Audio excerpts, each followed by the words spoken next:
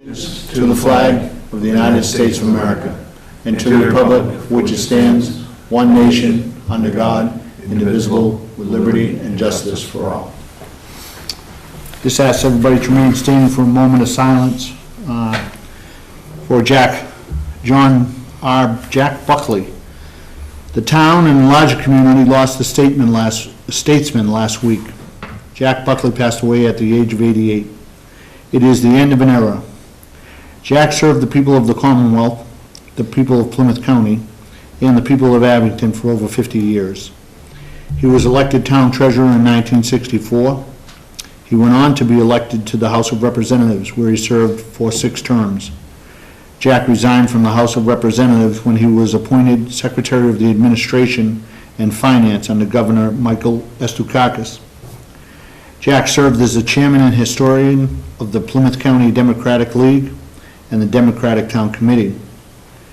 Jack also spent many years serving on boards and committees in the town of Abington. He was elected and served as town moderator for 10 years. Jack was a member of the Community Preservation Committee and was instrumental in getting the Community Preservation Act adopted in Abington. He also spearheaded the adoption of the meals tax in Abington. Jack served on the Charter Review Committee also. Jack was just as active in the town as a private citizen. He served on the Abington Education Foundation and was a founding member of the Abington Citizen Scholarship Foundation.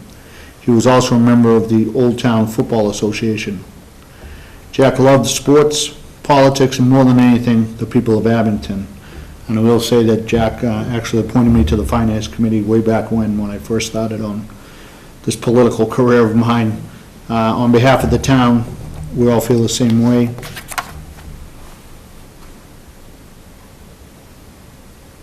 Okay, thank you very much. Public announcements, Kevin? Yes, our annual town election is going to be held on April 25th, 2020. Nomination papers for the 2020 annual town election are now available in the office of the town clerk. All interested parties should take out nomination papers as soon as possible. Nomination papers must be returned to the Board of Registers by 5 p.m. on Monday, March 9th. Any incumbent who does not plan to be a candidate in this year's election is requested to notify the town clerk in writing as soon as possible. Monday, April 6th will be the last day to register to vote. On that day, the town clerk's office will be open until 8 p.m. That will be the last day to register to vote in the April 25th annual town election. Anyone with questions about running for office in the town election or voter registration, may contact Leanne Adams, the town clerk, at the town clerk's office at 781-982-2112, or you can email her at lmadams@abingtonma.gov. Just like to touch upon, add to that, there's an election that's going to come up and surprise everybody, but on March 3rd is a presidential primary, and you kind of don't expect it because it only happens every 4 years, and it's not usually that well attended. But I just want to remind you that all our elections are now going to take place at Emerald Hall. So March 3rd from 7 to 8 presidential primary. Jim? Yep. On Tuesday, January 28th at 7 o'clock at the Abington Public Library, there'll be a presentation from Owls of New England with Peter Christoph. If you like owls and like photography, this program will be for you. Ken? Abington Community Blood Drive, sponsored by the Wampatuck Masonic Lodge. That's at the Knights of Columbus on Hancock Street. That's this Saturday, I believe, February 1st, from 7 to 12. And just want to let you know they give you a free breakfast, in case you're on the, not sure whether you wanted to donate. Very good breakfast, actually. I don't know who the cook is. We have a whole bunch. Tim? Abington Public Library will be closed February 18th through March 3rd for the carpet project. The Board of Trustees is pleased to announce that funding for replacing the library's 22-year-old carpeting was included in this year's capital plan. This is a large project requiring moving of furniture, books, and bookshelves, removal of the old carpet, laying new carpet throughout the library, and finally replacement of furnishings, bookshelves, and books. For the safety and liability reasons, the trustees voted at their January 13th meeting that the library will be closed during the project. The library staff will be packing, moving, cleaning, unpacking materials during the course of the carpeting and will not be answering the telephone. If library borrowers have an urgent question, voicemail will be left at the main library number, 781-982-2139, or email may be sent to ablib@ocln.org. Staff will reply as quickly as possible. More information will be available at the library and on the library website, www.abingtonpl.org, as the date moves closer. The trustees and library director thank the town for supporting the project. Is that it? All right. Public comment on the agenda for this evening? I'm not seeing any. Public appointments? Rick, we don't have anybody. Nope, just action items. Say what? Just action items. Okay, all right. Action items, review, vote to accept the minutes of January 13th, 2020 meeting. I just have a question. At the bottom of the first page, it's confusing because motion carries to recommend approval of the December 17th open session minutes, but then there's 7 or 8 lines that are from a meeting a couple months ago, actually, I think. It says Abington Police has updated the Nixle, and Tom Connolly spoke about the KFC 4 Club Golf Tournament, and I think that whole paragraph doesn't belong in there.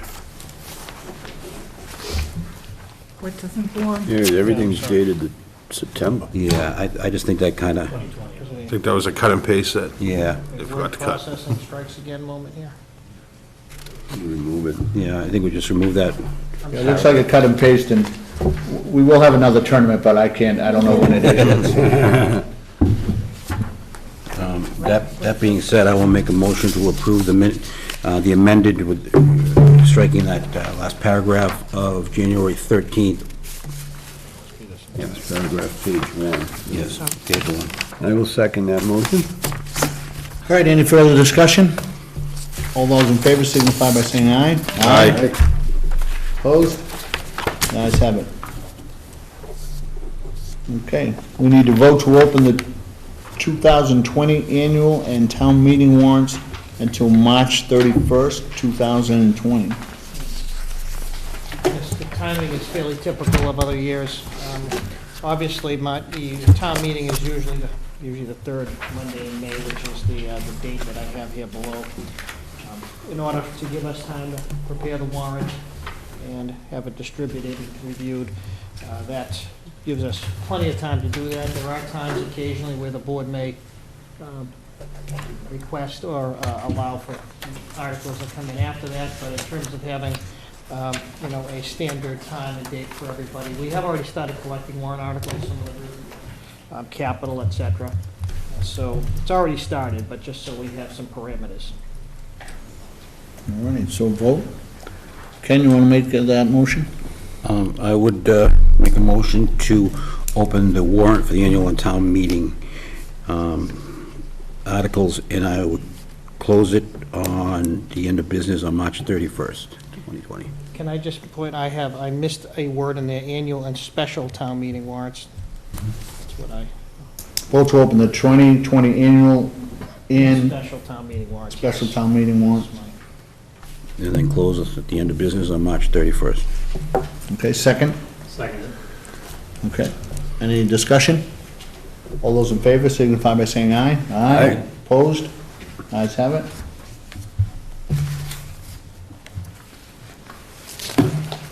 Vote to set the date for the 2020 annual town meeting, annual and special town meetings for May 18th, 2020.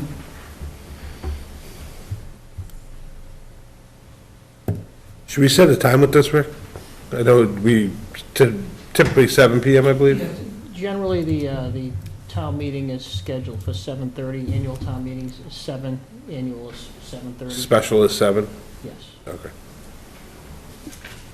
And that's the Monday before Memorial Day. Okay, weekend, okay. Correct. Has that motion been made? Sure, you wanna make that I'll make that motion. I'll second it. Any further discussion? All those in favor signify by saying aye. Aye. Opposed? The ayes have it. All right, number 4. Vote to approve application by the Abington Rotary Club for a one-day liquor license on February 29th, 2020. Wow, it's gonna take me a while to keep saying 2020, believe it or not. From 5:30 to 7 PM at the Abington Senior Center. Takes some getting used to say February 29th, too. Yeah, that's true. I forgot about that. They've all got the notice on that, so. We've approved it in the past. Anyone here to speak on that? Oh, are you here to speak on that? There you go. I'm sorry, I should have thought about that. Tim keeps me in line. Someone has to. Yeah. Russell Lane, and representing the Rotary Club. So, yeah, we are, Now's your chance to plug this event. You get some free publicity. thank you very much. We did a fundraiser like this a year ago, November, and it was very well received, so we're going to do it again. We have contracted with History at Play, a one-woman theater company, and a woman by the name of Judith Kellora will present the life of Krista McAuliffe, the teacher who died in the Challenger disaster. I was looking at this, it was 33 years ago tomorrow. So kind of what she does and how she does it is available via her website at historyatplay.com. And you can get a sense of kind of the presentations that she does, but this is the one that we selected for the 29th. And as you mentioned, the dinner will be from 5:30 to 7 in the dining area at the Senior Center. And then the performance will be from 7 to 8:15. And we are hoping for a good turnout to raise funds in support of the community service work that the Abington Rotary Club does. I see you have Bartending Services of New England, and I know you're well aware, I'm a member of the Lions Club. We use them at least once a year at the Senior Center, and they're great. They're great to deal with. They have all the insurance. They're all tips trained, so I have no issues with that. I do have a question, though. It says that the time for your liquor license is from 5:30 to 7. I see your performance is till 8:15. Do you want to get the liquor license just to extend beyond 7 o'clock, just in case people want to drink while it, I do want to say... Yes, we could. Do you want to just say 9 o'clock just to... Yeah, okay. I mean, I think it was the last time we did this, they pretty much closed up and headed out at the end of the dinner, but to leave it open, I suppose you're right. There's no harm in doing it. Well, I know if I'm going to go, I'm going to want to drink.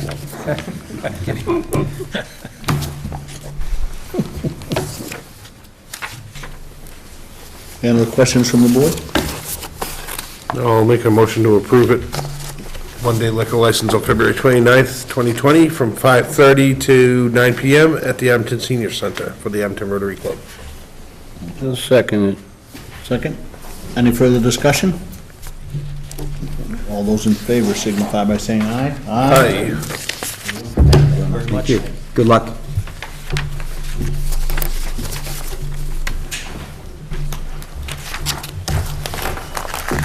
All right, number 5, vote to approve the July 1st, 2019 through June 30th, 2022 contract with ASFME Local 1700 Abington DPW Union.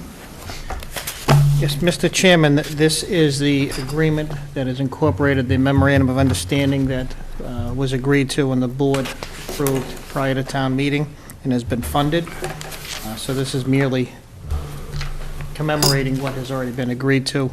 Essentially, it's your typical COLA with some additional steps for people going from 6 to 9 steps. And also has some increases in their annual licenses. But again, it's what you've already approved. This is really a formality at this point. So the memorandum of the MOA has been incorporated into this contract? So Yes. this is all up to date, all the MOAs? Correct. That's excellent. Yes, the other two are on my list, Mr. Okay, Boyle. all right. They're on Well, it's my good to have everything in one place, so. And this is, we approved this a while back, right? Well, this was approved, the memorandum of understanding was approved before town meeting. Yeah, so it's been a matter of getting it together and agreed to. All right, and you've looked at it and everything is Yes, incorporated? I did it. Okay. I put it together, yes. All right, I would make a motion to approve the contract with AFSME Local 1700, the Abington DPW, for the terms from July 1st, 2019 to June 30th, 2022. Second, any further discussion? Okay, all those in favor signify by saying aye. Aye. Unanimous. All right. Number 6, legal services RFP update. Shall I, Tim, or whatever you like, or? Just real quick, we just met with Rick on Wednesday evening, same thing. On Wednesday evening, we went over with what we were thinking as far as 3 finalists to meet with. Rick was on the same page as us, I think, not to speak for him, but seemed like we were all on the same page with what 3 we wanted to talk to. We're in the process now of setting up meetings, hopefully for this Saturday. We have 1 committed for this Saturday. If we have to extend it to next Saturday for the other 2, then we will. But that's my update. What else did you have? Anything I else? think you hit it. As usual. That's right. You note how concise he was, Mr. Collins. Jim, did you want to add anything? No, you got it. So that's our update. So hopefully by the end of this Saturday, we'll have spoken to the all three that we were thinking. At this point, we're still unsure whether we're going to be splitting between companies, labor and general, but it's still an option. I think as far as money goes, all 3 companies were in the same ballpark, so nothing we do is going to save us a ton of money. Or is it going to cost us, break the budget in any way? Okay. Any other comments? No? All right. I just want to point out that your early night is going to end at number 8, so don't. Yeah. So, say that again? Your early night is going to end when you get to number 8. When we get to number 8. So, Basically, the most important thing. My early night? I didn't say we were gonna have an early you were night. probably Tim can take over, I can licking step your out. chops here, yeah. So you're saying don't get cocky, guys? 7, police management and operations analysis RFP update. If you want, the subcommittee met, and I think we basically just decided to move forward with the municipal resources. I know at the last meeting, we talked about asking the other people to come down. I know that Rick reached out to them, and I'm pretty sure we knew what the answer was gonna be anyways, and, so, that being said, I will make a motion to have Rick award the contract to municipal resources. Also, I will be making that motion, but also I think that Kevin and myself will meet with Rick before it actually gets done, just to, in case we want to. With the MRI representative. Exactly. But I'd also like to keep the subcommittee going. The reason being is that we feel there's still excess funds in there, and we'd like to monitor the procedures and maybe tweak it a little bit and fine-tune things in case something is not being looked at that we feel, because we did write the RFP, so we could have a good handle on what we want to be looked at, so we want to make sure that they are doing that. And they do have a billing rate per hour, so we could say, how many hours would it take to do this little extra, or nothing beyond the actual scope, but we just want to make sure that, that's the good thing about this bid, is that there's some funds left for that. On a much smaller scale, it's exactly how the fire station feasibility analysis is happening. Kevin, you have anything to add to that, or? No, I think you hit all of it, yeah. No, I think that's a good idea. That's a real good idea. I think just to point out that the board did ask, and I did do some reference checks, a number of towns, and did have a chance to speak to them over the weekend too, with representatives from MRI. So I think the subcommittee and the board will be pleased. That being said, I'll make a motion to award the contract to Police Management and Operations Studies to the Municipal Resources, Inc. of Meredith, New Hampshire for the amount of $23,500 is what they bid. I will second that motion. Any further discussion? All those in favor of Ken's motion signify by saying aye. Aye. Opposed? The ayes have it. Good work, guys. What are we going, town manager's report, did I say? Is we were going? Yeah, I think we're on number 9. Oh, now we, I'll go with that. Not gonna break my heart. number 8, town manager's budget update.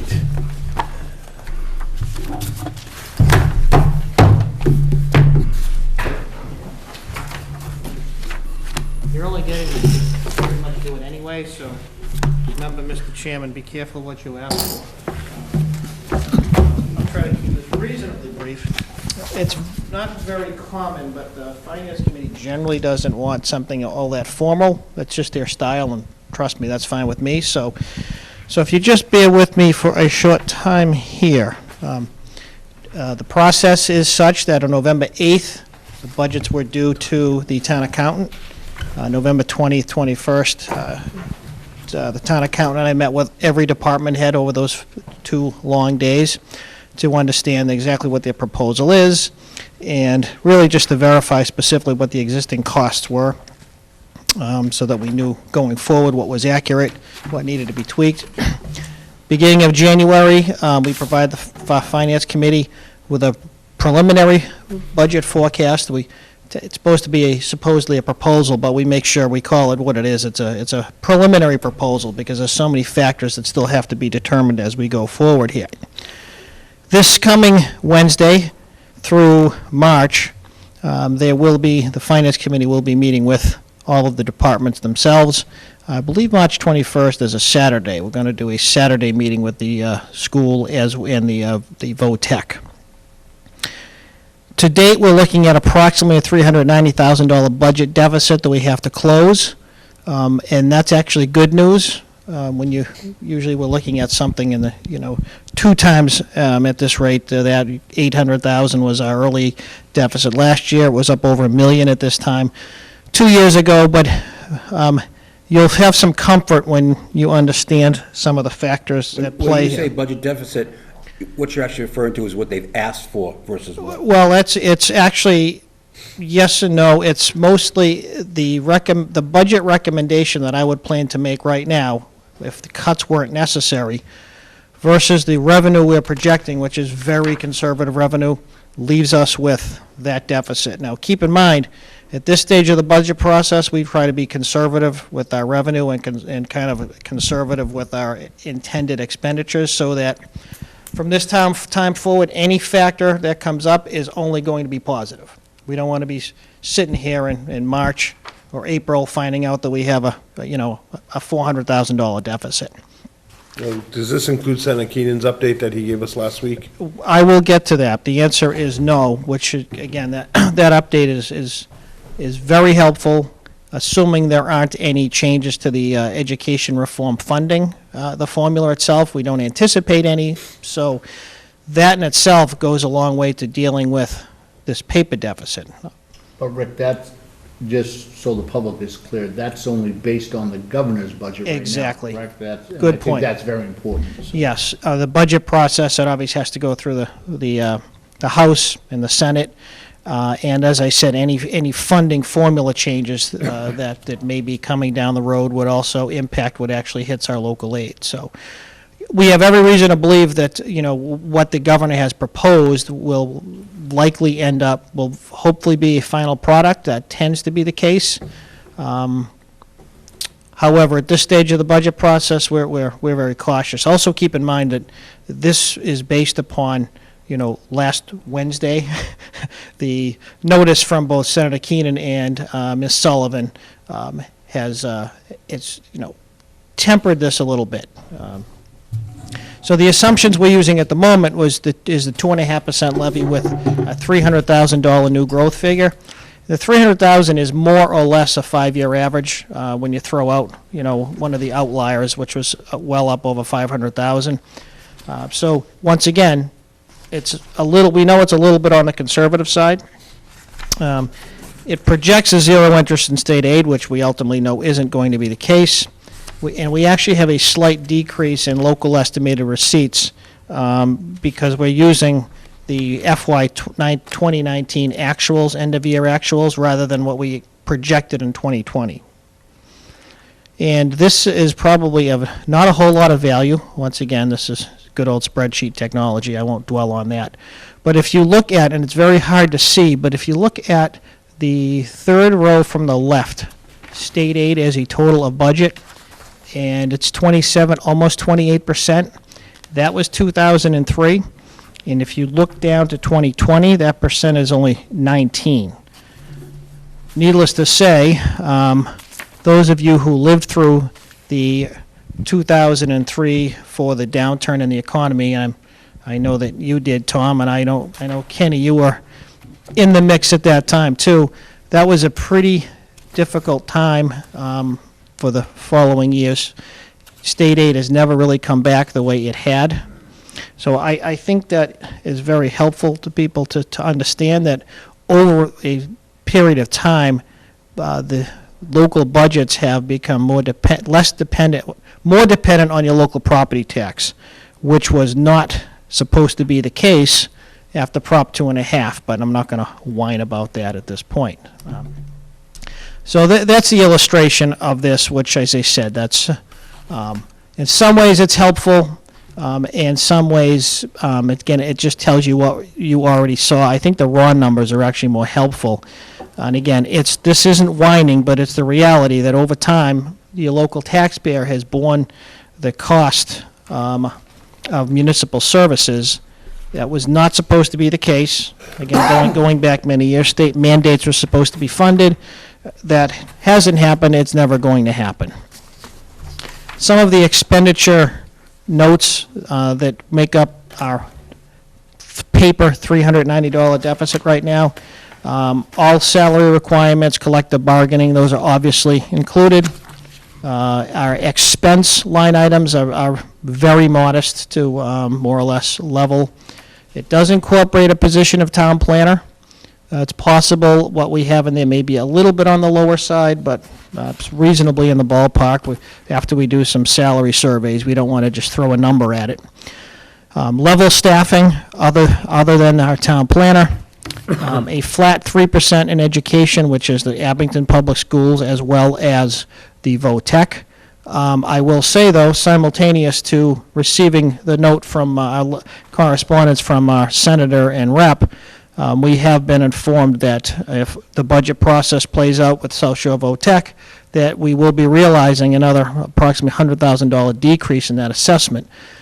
A big part of that is because that's based upon the student population, and for the third year in a row, the student population of Abington has diminished. We knew that was going to be the case with the opening of the new high school. The student population in the high school is up. So it's good and bad. The good is that the assessment is down, but the school system obviously bears more of a burden with additional students. Is it more expensive to go to VOTEC, or is it more cost per student, or for the public? It's more inexpensive to go to the local school, public school, than the VOTEC. Thank you. We do have a 10% increase in waste collection. Right now, we really don't know if there's going to be anything else that may happen with the tipping fees. Our tipping fee for trash is fixed at approximately $65 per ton. The recycling tipping fee is a direct pass-through for disposal costs right now. That's well up over $80 a ton, to the $90 a ton. That fluctuates constantly. So we hope 10%, after the burden we've had the last 2 years, we hope that it has flattened out. When does the trash haulers contract, when does that due? The end of next fiscal year. The end of next fiscal year? Correct, yes. We could get out of it, but the reality is, because of the way, it's a municipal service that you have to pay prevailing wages, so it's hard for any one vendor to have a competitive advantage on that end. Tipping fees, there's only so many places to put it, so the tipping fees are fairly universal. So it's hard to call up 2 or 3 different vendors and get any, significant change, reduction, but we do that anyway to see what's out there. Right now, we're using a 5% increase in health insurance, which includes at this point, a projected 4% increase in rates, as well as some buffer for people who people are eligible to be on a health insurance who have not yet taken advantage of it, or new employees. Last year, we had 10 additional contracts or people who partook of the health insurance. You're talking about $20,000 per contract, if you want to call it that, for each family plan. So it can build quickly.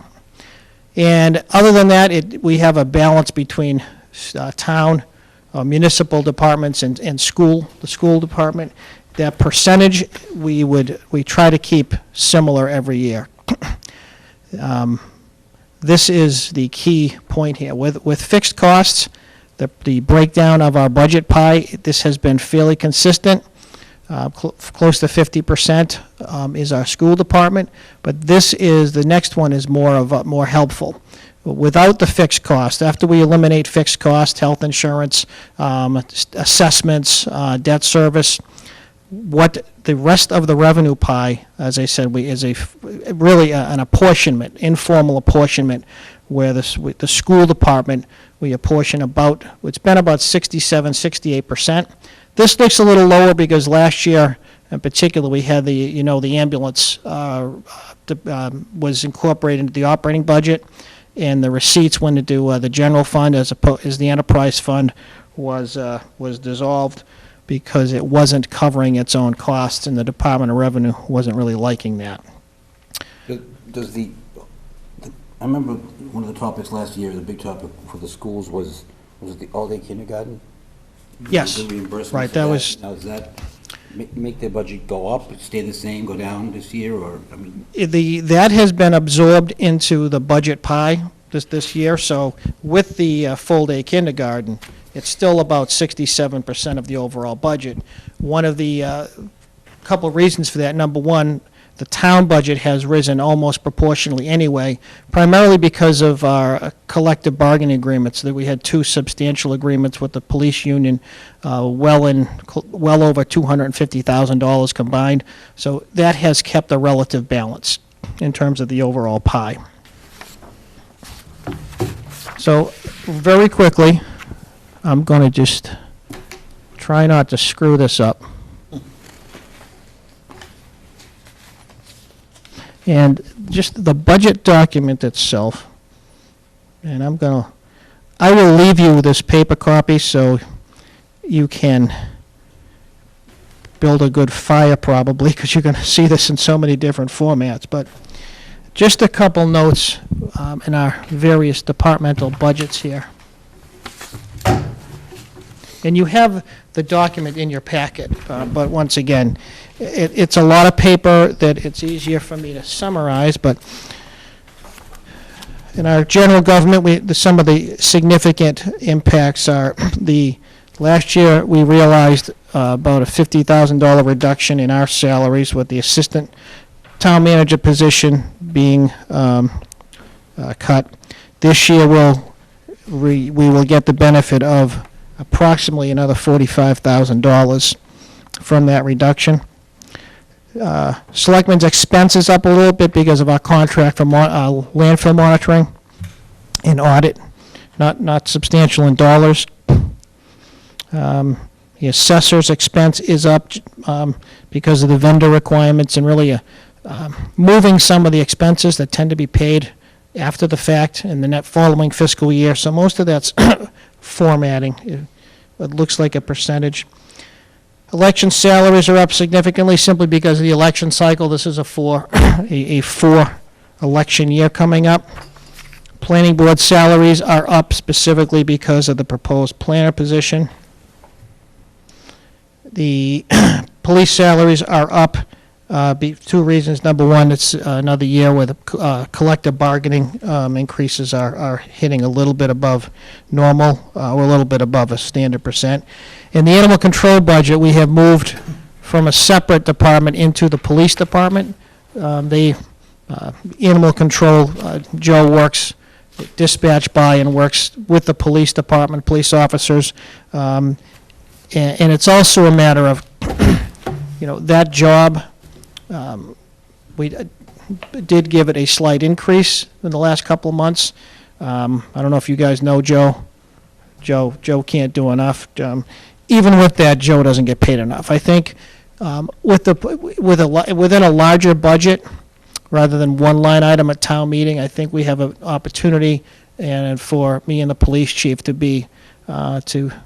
keep that more competitive, because it's a larger salary budget, and resources can be moved around a little bit more than we have the ability to when we just have a one line item appropriation. Fire expense is up a little bit because of an increase in the assessment to the Holbrook Regional Facility. There's a capital project that is driving that at the moment. As I mentioned, our school department, right now we have a 3% plug that may go up from what I mentioned with regard to the South Shore VOTEC. The other factor, which has been raised in some fashion here, is that 2 years ago, when we went to the full-day kindergarten, we took a little bit of a leap of faith that based upon the current funding formula, that X amount of students that came into the system, we would realize the revenue from that the following fiscal year. Of course, the concern was that funding formula would change. I think and I know some of you have been through cycles where municipal aid has been cut, despite the intent of the state.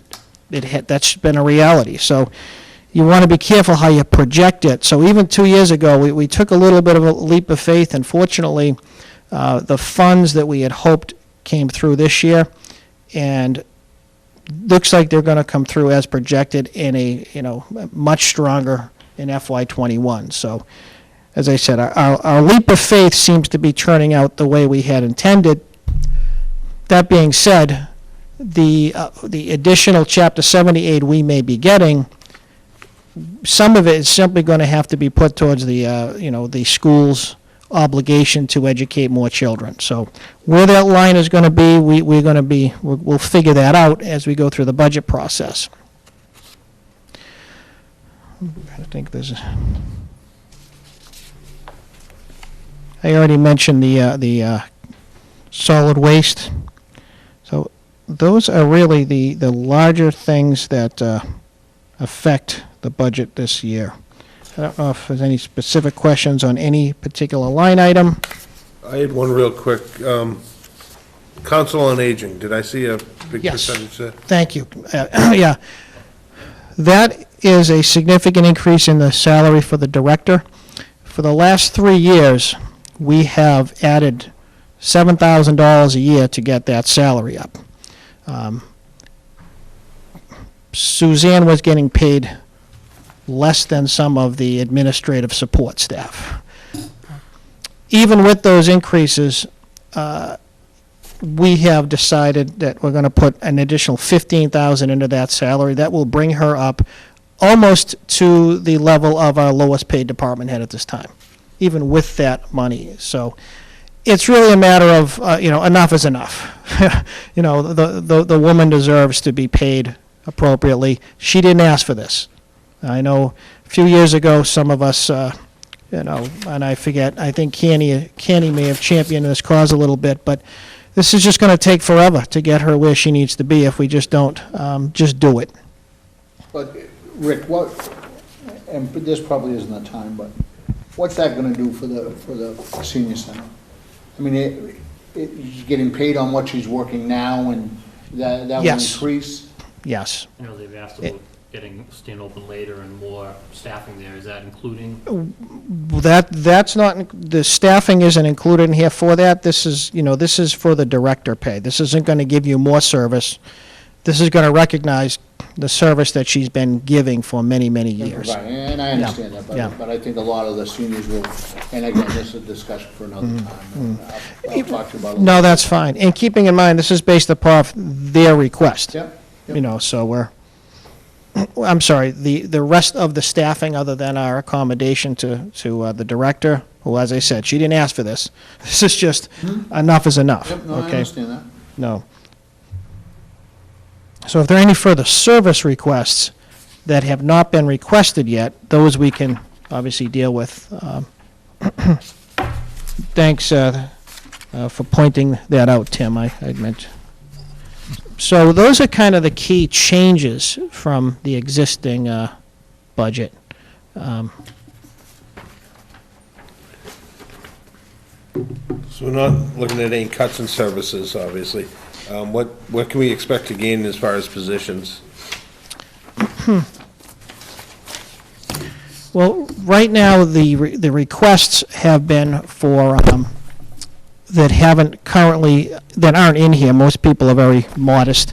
The fire department, the chief has requested a day sergeant, which is really a matter of moving some of the pieces around to give him a full-time day sergeant, a day captain. Really, because the requirements for inspections these days, some of the projects that are going on, really make it very difficult for them to keep up. That is not incorporated yet into a proposal. So that would be, that would drive the deficit, and again, I caution, it's a paper deficit, higher. The only new position that's being accommodated right now is the planner position. But there haven't been any other positions requested, new positions. So DPW didn't request to add staff? No, DPW has been, last year we added one position, as well as funded in their expense, the equivalent of another position, so they could use it to hire vendors to take care of the school grounds.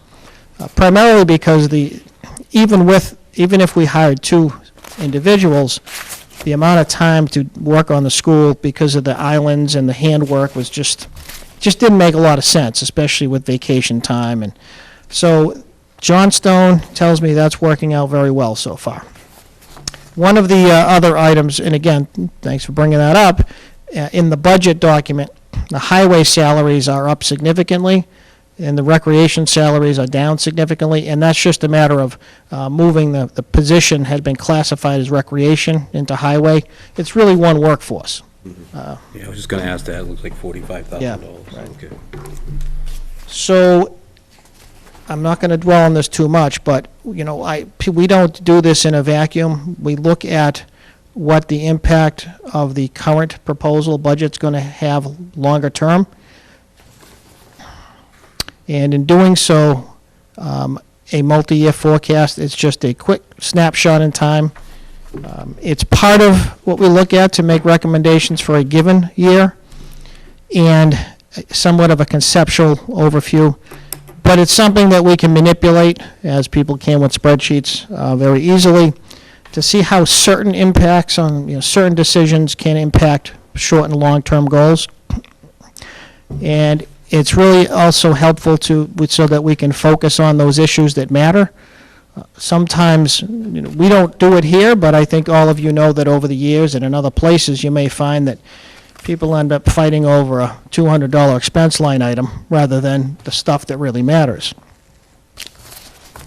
And it's not a budget recommendation for 2021 and beyond. That's not the goal of the exercise yet. It's not an attempt to make the financial picture look artificially bad for the purposes of collective bargaining or otherwise. And it's not something you want to read while you're already drowsy.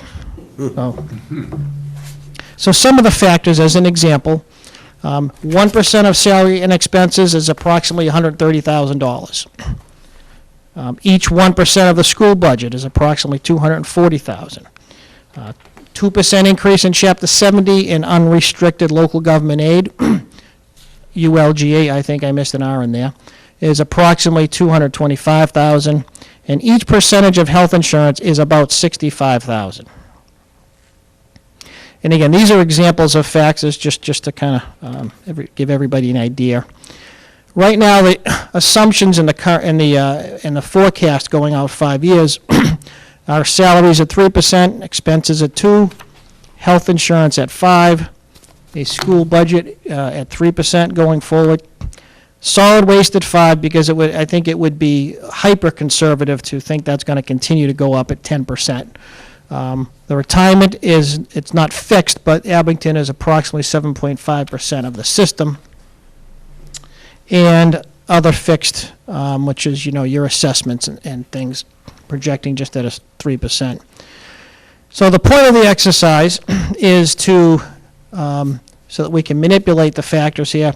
For instance, 2% of Chapter 70 and 2% of salary and expenses, 4% health insurance. If we lower these costs just slightly over a period of time, we can, take a $2.5 million deficit in year 5 to $800,000 over that period of time. So again, this is just an idea of the factors that we have to be considering when we make a particular decision in FY21 as to what the salary budget needs to look like.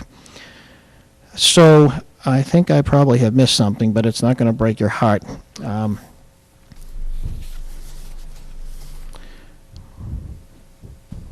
So just some quick recommendations that our finance group talks about. We want to continue to pursue the health insurance JPA. We're into our 3rd year now. We're running about 6% under Mayflower. We're running better than Gateway. And as $65,000 per percent, so 6% times 65,000, that's obviously good money. We want to work with the planning board because I think, now that we're going to have an updated master plan, that's not necessarily going to bring money to the town. It may help growth over time in terms of, with development or redevelopment, and hiring a professional planner will help that. We want to continue to take a look at our fixed costs every year and all of our insurance policies, not just health. We do that every year, but that's something that it's easier to get lazy on, and obviously lowering or at least keeping our fixed costs flat is critical to maintaining services. Trash and collection, once again, this is an every year exercise, making sure that we see what's out there, test the waters, our relationships with South Shore Recycling Coalition, and by the way, bring some bags home, please, over there to distribute them to whomever you like. And our other communities that we are in touch with constantly about where they stand with regard to tipping fees, as well as the trash haulers. Keep looking at structural changes. Obviously, moving to a DPW a couple years ago was helpful. At that point, we were able to reduce some of the administrative staff, which that has still been the case. We were also, through attrition, eliminated a couple of positions. In fairness, we have added those back. But I do believe, and I'm sure John Stone will tell you, that it's a better bang for the buck. More people trained in several areas. More people will be trained, certified in licenses and sewer techs. So this is obviously better for everybody. It also makes, the people who participate, who are employees, more valuable to the organization too. And there may be other areas, I know some towns I've been a part of and other, it may be helpful, whether it's joint maintenance, town school maintenance, regional health inspections, IT services, either, regional, privatized. I know one of the things that was raised, that may have been by Kenny, perhaps there may be interest at some point in even a regional trash hauler bid. one of the challenges at the moment is that you have almost like collective bargaining contracts coming up at different times. And keeping the finance group very strong and very involved, and having a consensus, particularly with our school administration, on revenues, projected revenues and fixed costs. That's really the heart of a successful budget process, is having the financial group, school administration, and finance committee all on the same page right from the beginning. Because if you can't agree on, for instance, whether or not you're going to project a 2% in state aid versus, and 18% in health insurance, if you can't agree on that, that changes the entire budget process, changes the entire, decision-making process, and a lot of times you're sitting there before town meeting hoping you're going to have a budget that people will accept. Want to continue to use free cash, for capital or to build reserves. We've been doing well at that. I think the problem becomes you get into difficult times, and it's very easy to start using one-time revenues, hoping that you can get through to the next year. Let's see what the next year brings. Well, what the next year brings is havoc. That's what it brings. Monitoring our services that are funded through other resources, revolving accounts, et cetera, to make sure they're covering costs so that it doesn't have an unfair or an unintended burden on the general fund. And to really continue to work hard at making sure our relationships are strong here with the Finance Committee. I think I don't think anybody remembers in a long time that there were any fistfights on town meeting floor. In fact, I think there's been one question on town meeting floor in recent years. So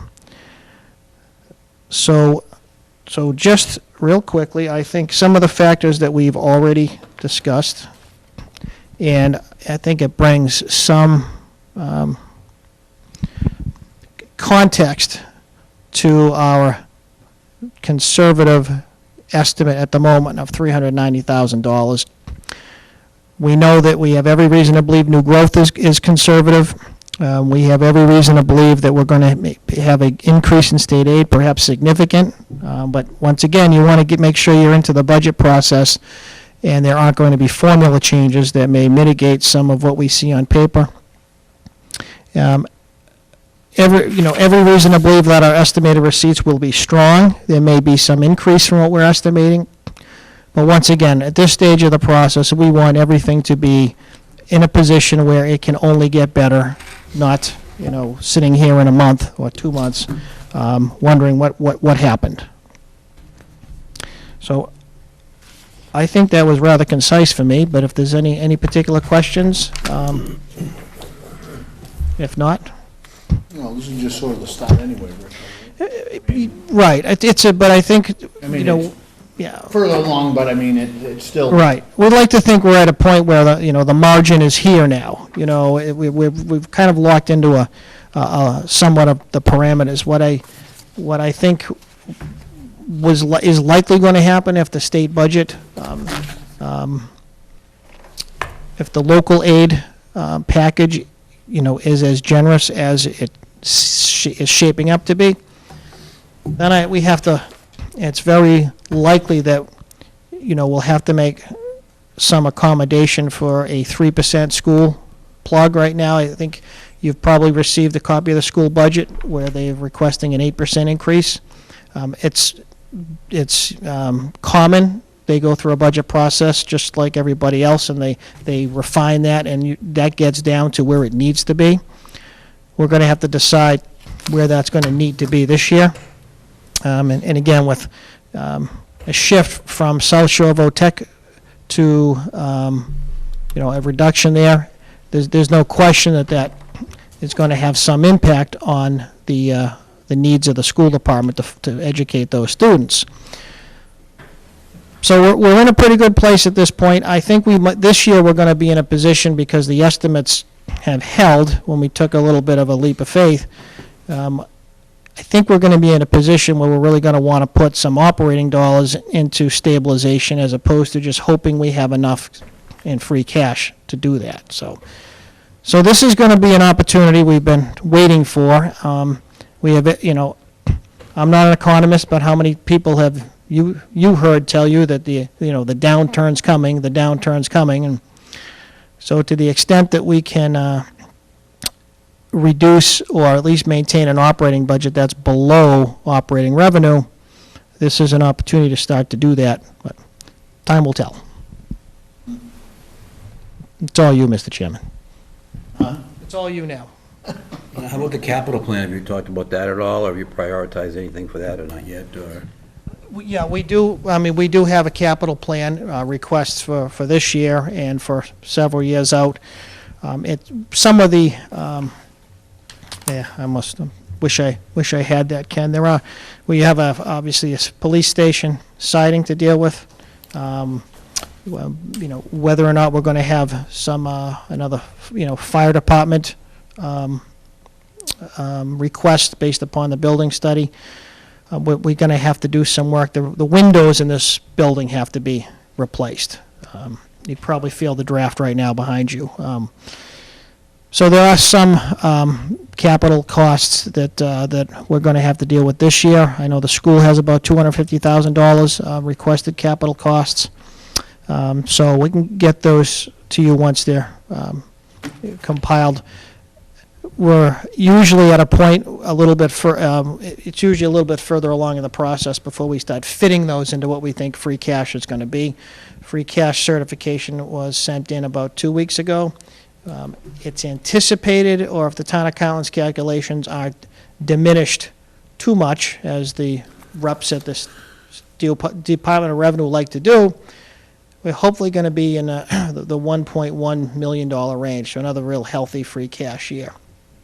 So that should allow for a pretty good capital plan.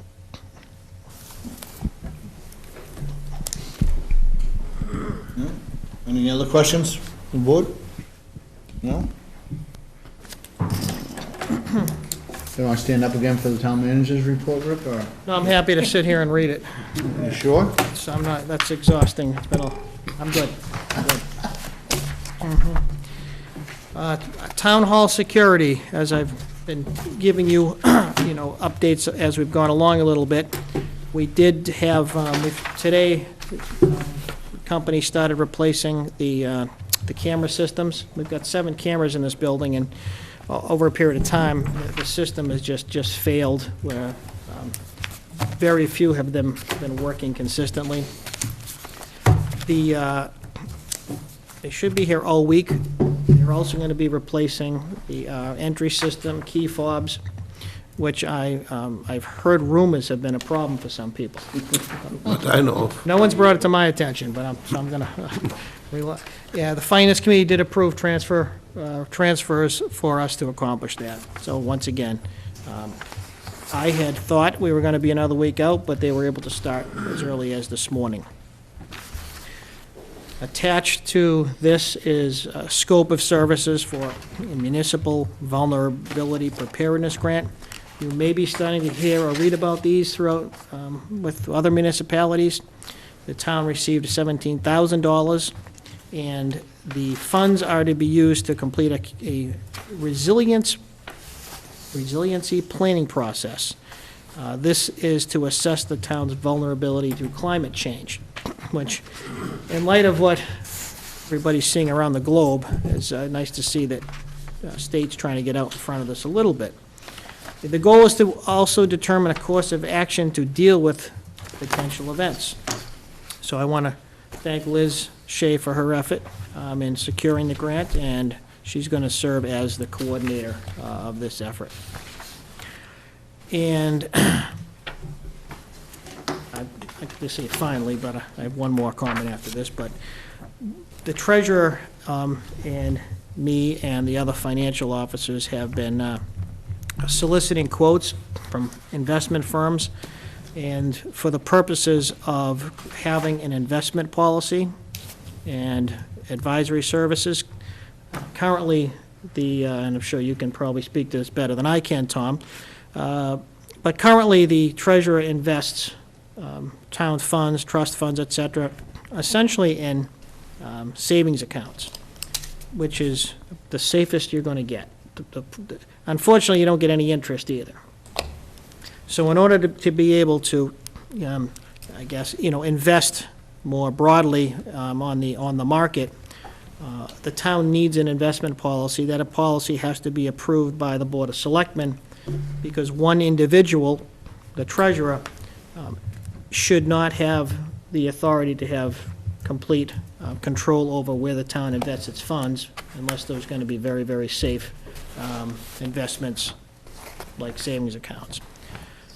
So to have an investment policy and advisory services to develop that and oversee that it's critical if the town's going to get a better bang for the buck on investments like OPEB, stabilization account, CPA.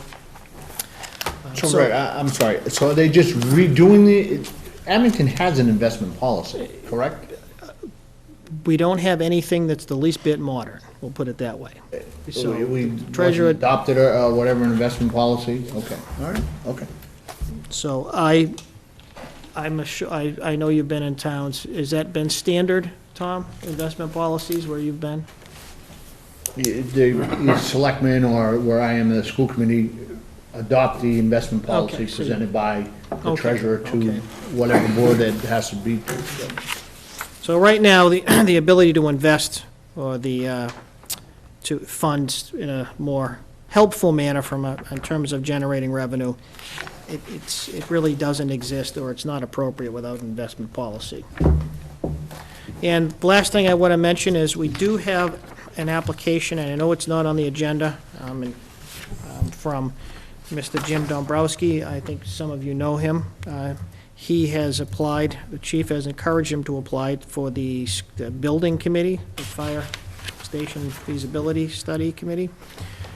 Jim has served on Conservation Commission, Open Space Committee, Griffin's Dairy Committee, Surplus Land Committee. I know he's been the chairman of some of those, too. So as he mentions, his knowledge of the town and background may be of service to this committee. I know some of you know Jim. I know Jim enough to know that he is a detail-oriented person who knows the town well. I don't know if you want to deal with this tonight. Certainly, you can put this on the next agenda. My understanding from the fire chief is he has attended their meetings, and so I don't want to say he's presuming to be on there, but he's showing his interest right now in his actions. Would that be the final opening Yes, for a citizen at large? that would be that would be the final one, so, Two firefighters, two residents. yes. And was on this board too? Or was it, what was the makeup that chief? 17 people, right, or something? No, that was their Yeah, committee. that's the other one. Sorry. That's the other one. We did announce at our last meeting if you were interested in that position to apply, and he's the only one that's applied. That's the only applications I have at this time. I'd make a motion to appoint Jim Dombrowski to the committee. I mean, he did show interest, so. I would second that. Any further discussion? All those in favor signify by saying aye. Aye. Aye, opposed? Jim. Okay. Rick, Jim seconded that, right? I know you talk, the treasury, and I'll talk to you about that later. Remind me, I want to ask you a question, so. Sure. Anything for Rick? For the next agenda? Evan, anything?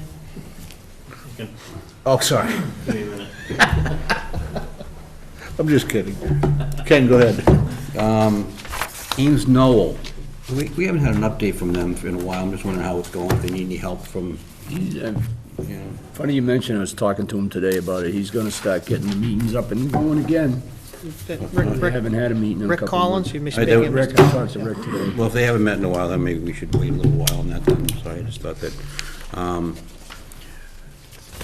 We talked about the trash contract is coming up in about a year or so.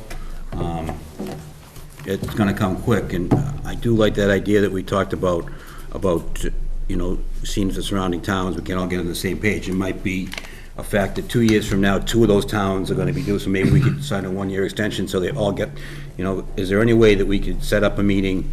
And I know it's not, it could be, Abington, the Board of Health handles the trash. Some other towns may not be the Board of Health, but, I'd like to get the point person, the town managers, maybe a Board of Selectmen, just, and ask surrounding towns, Holbrook, I don't even know what systems they use. I think women in Rockland now do the systems that we have, but I mean, I would have no problem asking those towns, Holbrook, Rockland, Whitman, East Bridgewater, they're all kind of in conjunction. I think, Braintree, Quincy, and Weymouth, I think all went in together and bid. Or maybe it was just Braintree and Quincy, but I know that they all bid together for one contract to get a better price. We talked about ways to save money, so.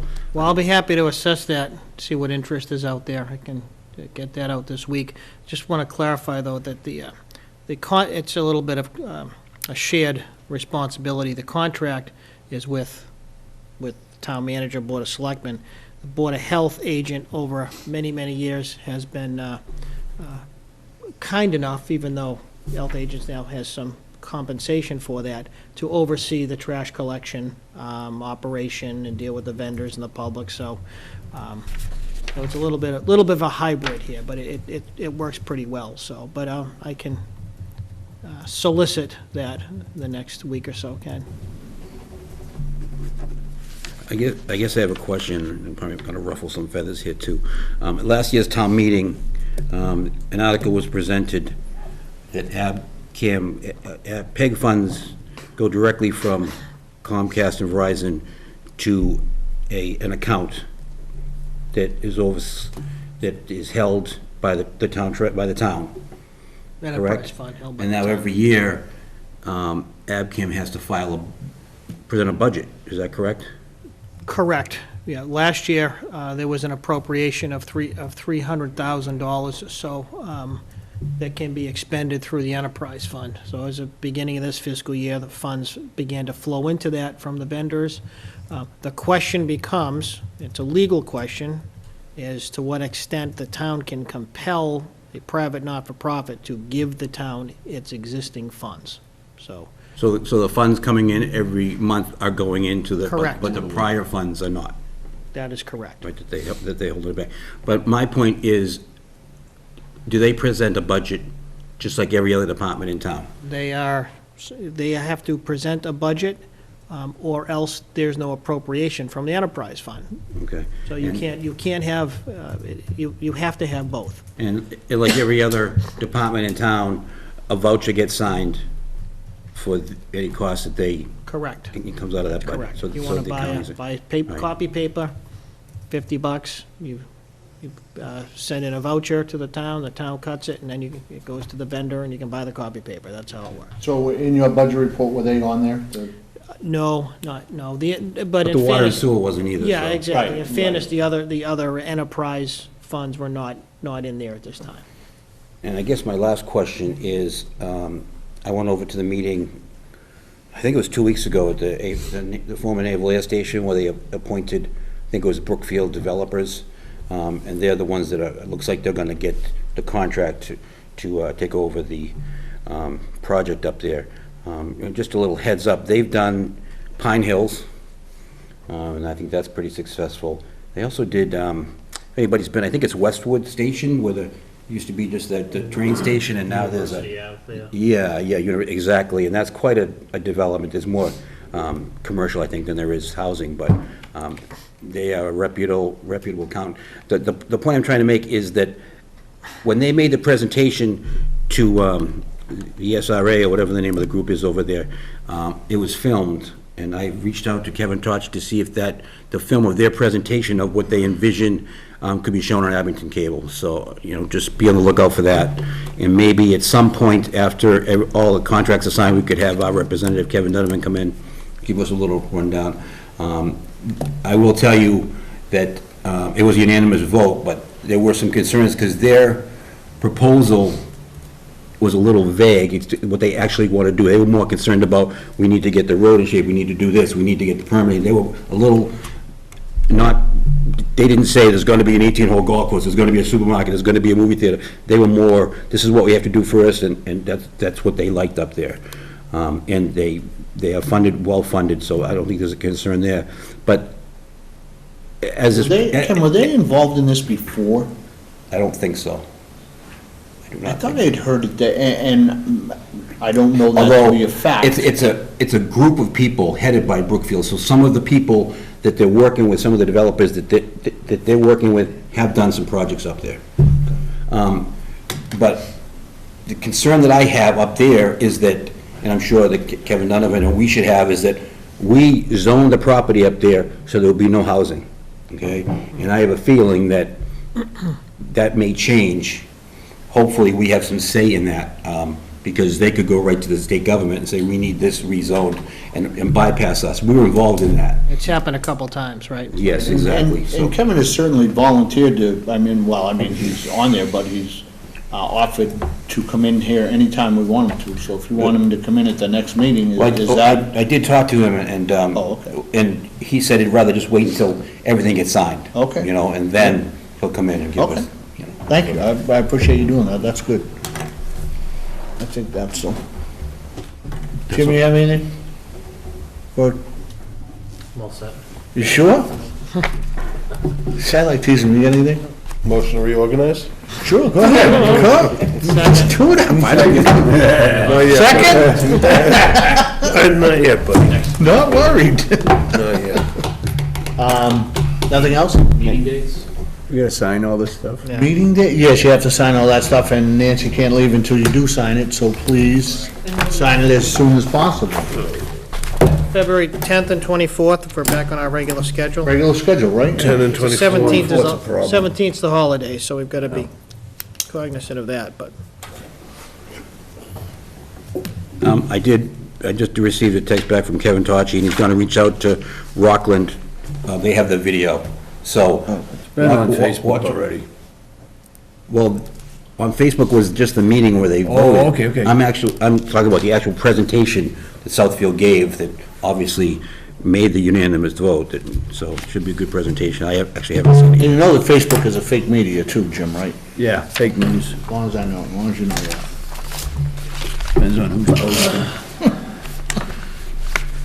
I guess I'll make a motion to adjourn, I guess? Okay, just, we're set with the dates for the 10th and the 24th? Yeah.